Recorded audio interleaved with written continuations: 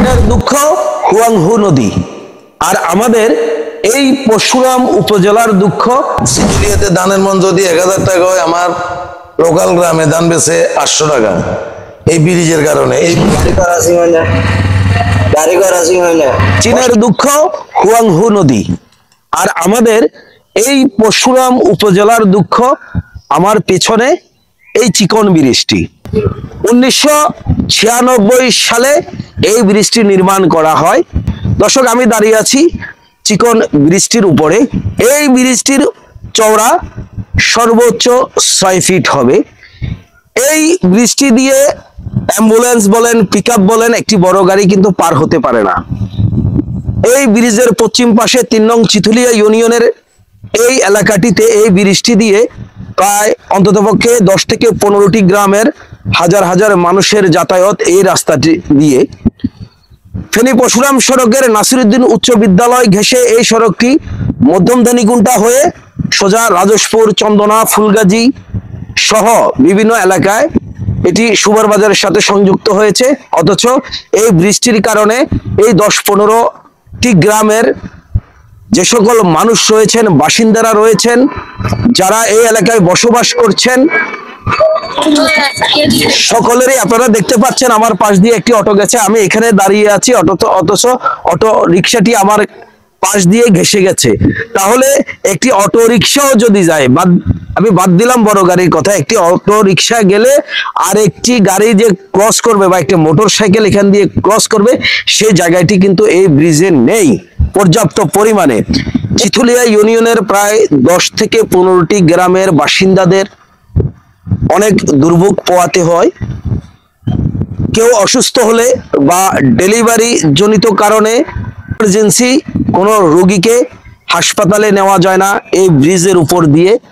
প্রায় এদিক থেকে যদি আমি দেখাই, প্রায় 3 থেকে 4 কিলোমিটার ঘুরে পরশুরাম উপজেলা স্বাস্থ্য কমপ্লেক্সে যেতে হয়।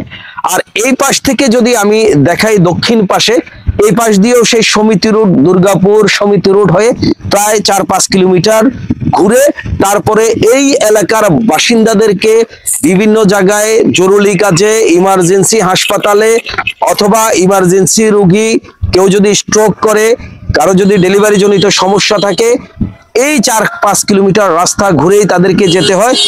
আমরা এখন কথা বলবো 3 নং চিথুলিয়া ইউনিয়ন পরিষদের চেয়ারম্যান জসিমউদ্দিনের সাথে। তিনি আমাদের সাথে এই চিকন ব্রিজটির উপরেই দাঁড়িয়ে আছেন। আচ্ছা, আপনি তো এই চিথুলিয়া ইউনিয়ন পরিষদের চেয়ারম্যান। জি।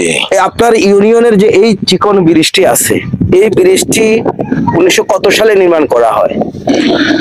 এটা 1996 এখানে একটা করছে, চন্দনাতে করছে একটা, 2টা ব্রিজ এখনো সেই সাবেক ব্রিজ চিকন আছে। মুড়ি নদীতে আবার এই রোডের মাথায় একটা বড় ব্রিজ হয়েছে। এই ব্রিজটা যদি বড় হয় তাহলে যাতায়াতের জন্য ট্রাক, বাস, মাইক্রো, হাইস এগুলা যাতায়াত করতে সুবিধা হবে, জনগণের উপকার হবে। এই ব্রিজটি দিয়ে একটা সিএনজি যেতেও কষ্ট হয়। এখানে এই ব্রিজের পশ্চিম পাশে কম না হলো 8 থেকে 10টা গ্রাম আছে, প্রায় আরো বেশি থাকতে পারে। এই 8-10 গ্রামের লোককে যদি একটা ইমার্জেন্সি রোগী হাসপাতালে নিয়ে যেতে হয়, তাহলে এদিক দিয়ে কিন্তু অ্যাম্বুলেন্স যেতে পারে না, বড় একটা ট্রাক যেতে পারে না, প্রায় আরো 2-4 কিলোমিটার ঘুরে যেতে হয়। এই ব্রিজটি যদি বড় করা হয় তাহলে এই এলাকাবাসী কি উপকৃত হবে? এলাকাবাসী উপকৃত হবে।